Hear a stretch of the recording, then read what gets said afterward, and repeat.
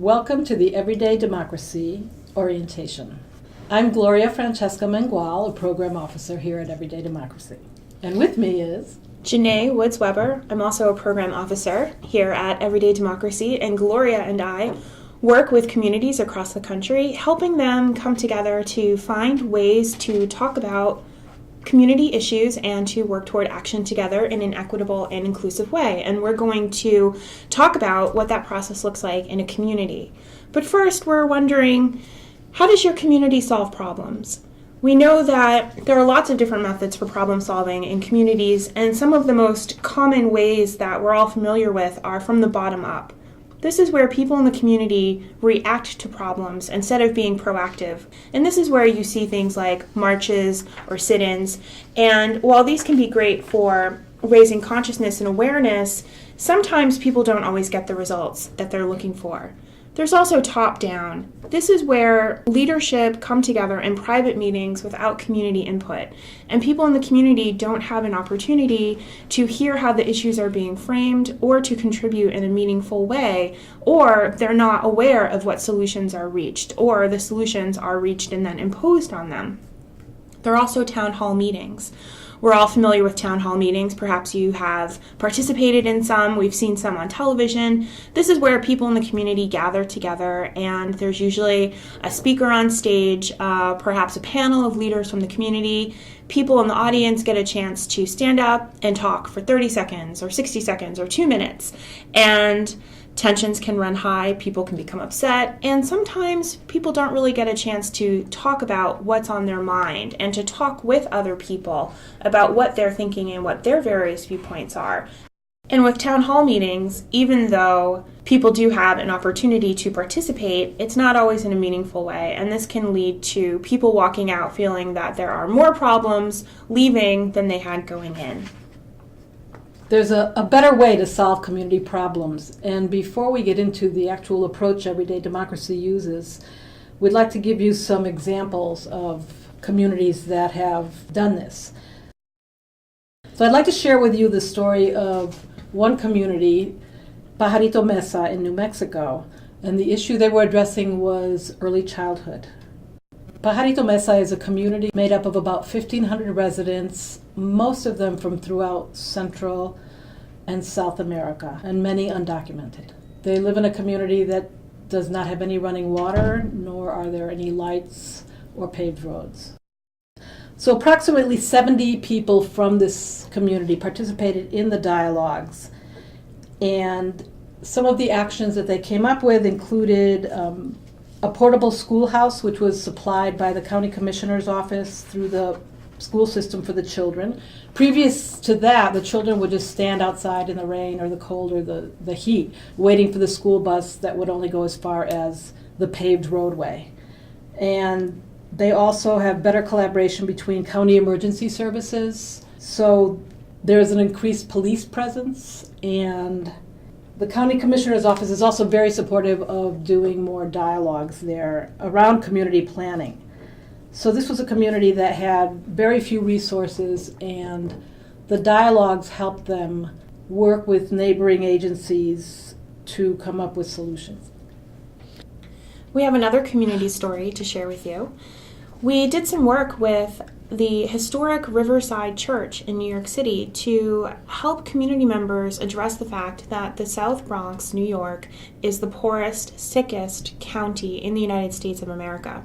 In that county, the population is primarily people of color, first-generation Americans, and immigrants. And it is also what is called a food desert, meaning that most of the people in the community don't have access to healthy, fresh, or affordable foods.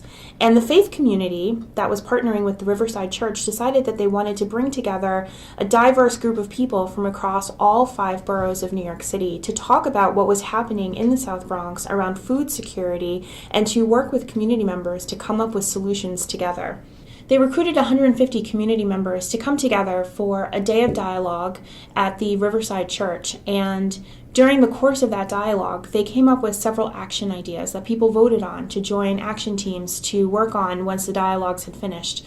They had policy ideas that were put forth in a memorandum making suggestions and recommendations to the mayor of New York City to be included in the city's 25-year sustainability plan. They also decided that they would work on federal legislation around the Farm Bill to look at subsidies for grocery stores moving into the neighborhoods. And they also looked at some action ideas that people could do on an individual basis, such as mentoring and creating nutrition classes or exercise classes or walking groups for local people in the neighborhoods. And that program took place a few years ago, and many of those action ideas are still going strong. And what was really wonderful about one of the outcomes is that the recommendations that were given to the mayor were in fact incorporated into the 25-year sustainability plan.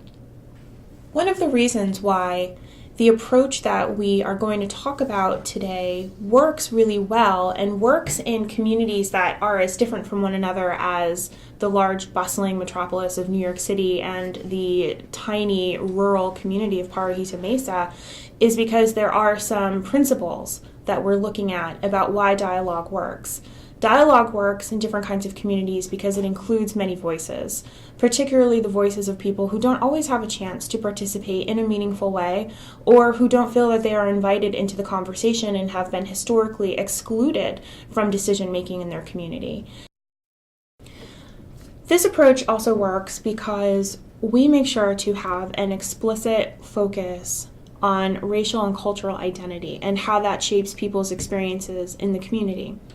And this approach allows people in communities to think about how different parts of the community, how different kinds of people in the community experience the issue and come together to find some common ground to work on solutions together. And this is particularly important because we know that in many communities, some people have been marginalized or have been excluded historically, and we want to make sure that we address that point so that we have an inclusive and equitable process.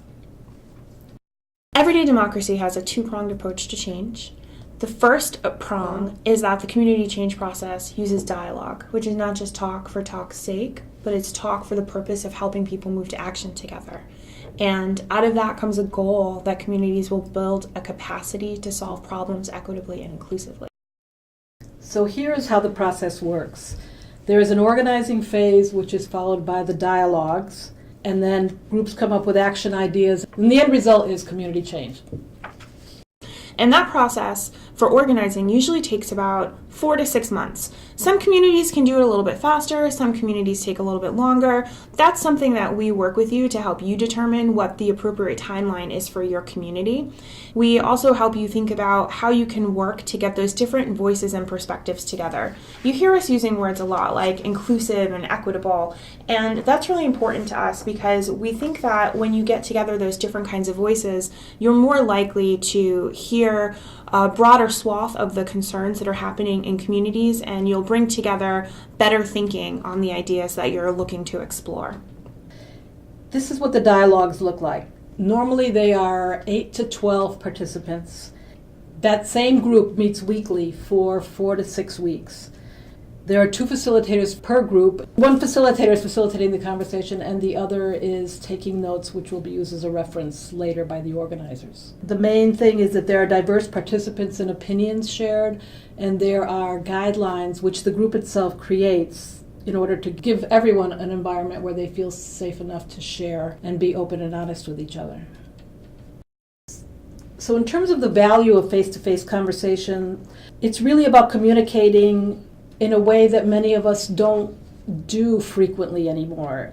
Technology has become so commonplace that people just don't sit down and talk that often anymore. And it's a gift of sorts to really sit down and get to know someone that you might have seen across town many times but don't really know them, and really get to know their ideas and thoughts. And when you do sit down to talk with the people in your community, you'll find that you've started to build relationships. And once people start to build relationships in a community, they start to build trust. And trust is really important. That's one of the things we hear most from communities, is that there's a lack of trust among different kinds of people in the community. But this process allows you to bring together those different kinds of people in the community to build some relationships so that they can develop some trust. And once that trust is established, people can really work toward becoming a stronger, more vibrant community. And when people feel that they have a place in their community, they're more motivated to take action together to help solve problems that everyone is facing. It's all about looking at these dialogues and looking at the opportunity to come together with different diverse people in your community to create a common vision. What do you want your community to be like? What do you want your neighborhood to be like? What kind of community would you like to create together as a place where all of you can live and thrive? So the results of inclusive dialogues include that you have now created an open space for people to sit together and talk about what can be very difficult issues. It's also about hearing from community members who usually don't have a voice. It is not the same 10 people that volunteer for everything. It's new voices, different perspectives coming to the table. And because it is facilitated and there are guidelines, it diffuses tensions between groups and between individuals with different perspectives. And it's about the creation of a space to come up with ideas for action. And action is what all of the dialogue points toward. We mentioned earlier that dialogue isn't just talk for talk's sake, it's also about doing something together. Once the groups have gone through their weeks of dialogue, they have the opportunity to come back together as a community for the Action Forum. This is an event where everybody who participated in the dialogues and other people who might be new to the process are invited to come together to look at all of the different action ideas that were generated by each dialogue circle. Each dialogue circle will bring their top 2 or 3, sometimes 4 ideas to the Action Forum, and everyone will have a chance to vote on which ideas they think should take priority. And we encourage communities to come up with their top 3 or 4 ideas. And Everyday Democracy then comes out to the community, and we provide some hands-on training and coaching to help communities plan and implement those ideas so that they can create the change that they want to see in their community. So in terms of change, there's individual change, collective action change, and policy change. In Fayetteville, North Carolina, residents were addressing racial inequities in the community. And when they had their conversations, they decided that because there were discrepancies in services in the community, when you compared the mainly white portion of the community with the community of color, that one thing that they definitely needed was a fire station in the African American portion of town. From the dialogues, people dispelled stereotypes. They formed deeper relationships, and there was much personal growth during them. Because people built relationships during the dialogues, it resulted in their desire to move toward collective action.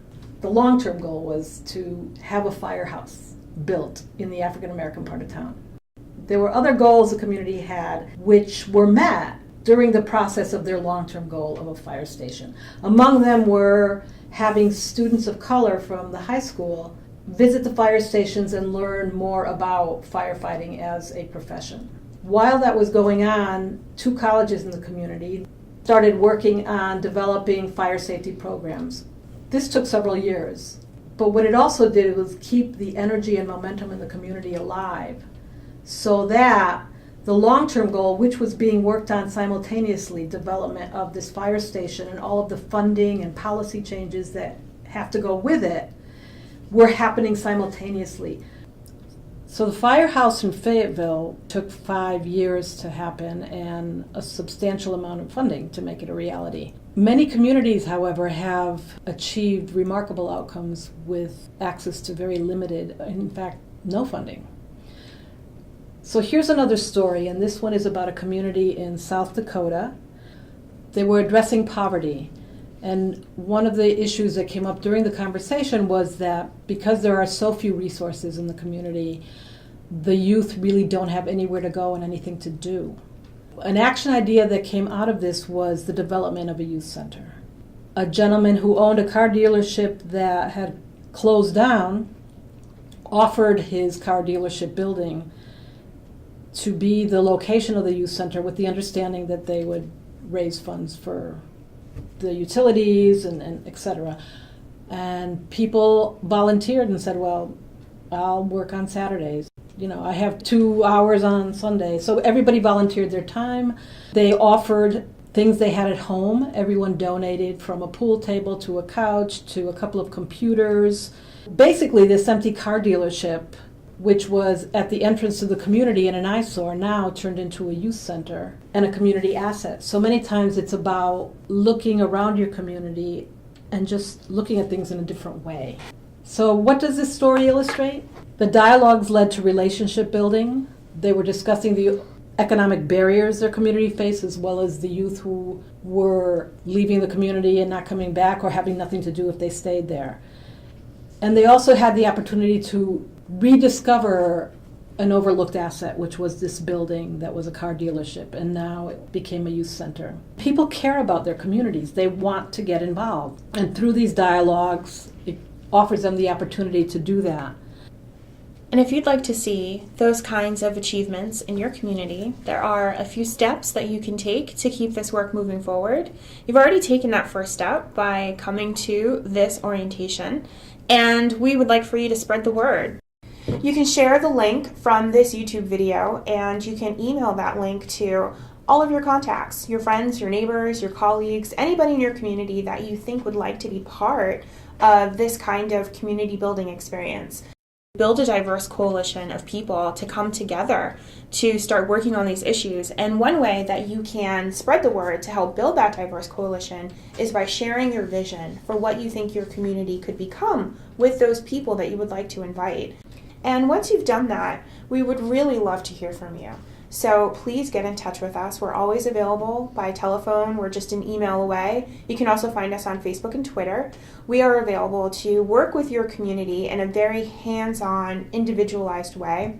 We conduct trainings that will help you work on the organizing phase, the facilitating process, and the action planning phase. And we're able to answer questions at any point during the process. We'd love to work with you because we believe that you could be a key player in changing your community for the better. Thank you for watching. I hope that you will give me a call or email me. I would love to chat with you.